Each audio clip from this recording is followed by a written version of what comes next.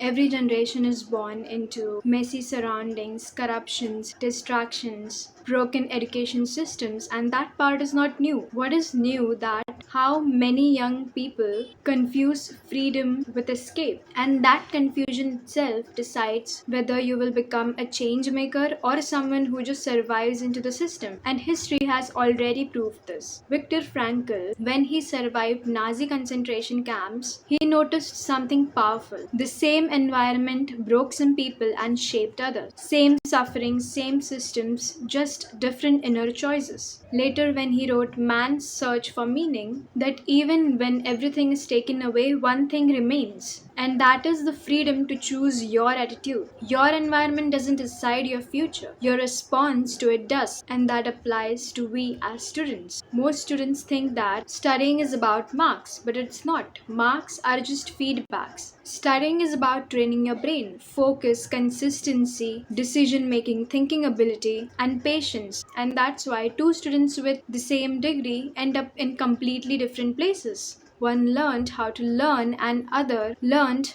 just how to pass. A report card shows where you stand and not how far you can go. What matters is how you respond to that feedback. Most students don't hate studying, they hate meaningless studying, memorizing without understanding, pressure without purpose, studying only to clear syllabus or to clear exams. When learning has no why, efforts feel like punishment. Curiosity changes everything. When you ask why does this work and not will this come for exam, studying becomes lighter and deeper. Neuroscience shows that brain retains information when learning is driven by interest and relevance. Curiosity doesn't remove efforts, it makes effort sustainable. There's a famous psychology experiment called a Stanford marshmallow experiment where children were given a choice, a reward now or a bigger reward later. The ones who learned to wait, they didn't just do better in exams, but they did better in their life. And studying trains the same muscle, short-term comfort versus long-term control.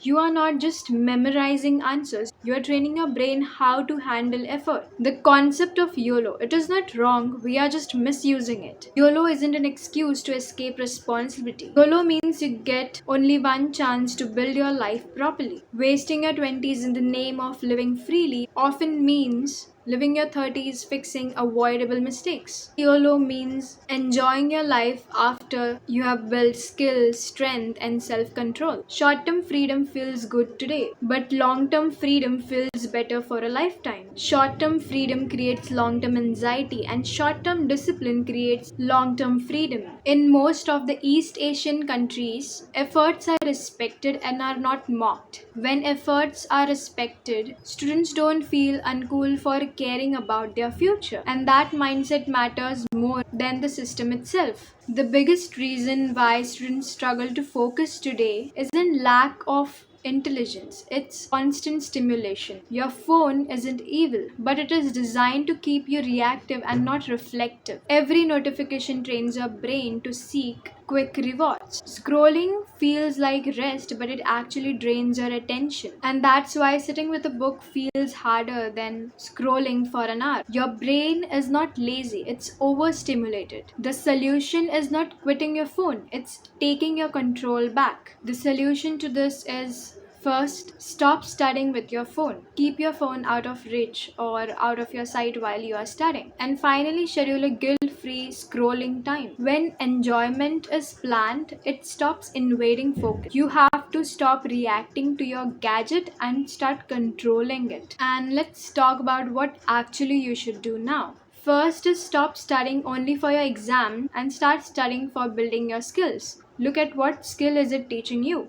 Focus, thinking ability, problem solving, memory. Every subject trains something. Second is build a non negotiable daily study block. Not extreme routines, just one focused hour every day. And remember, consistency matters more.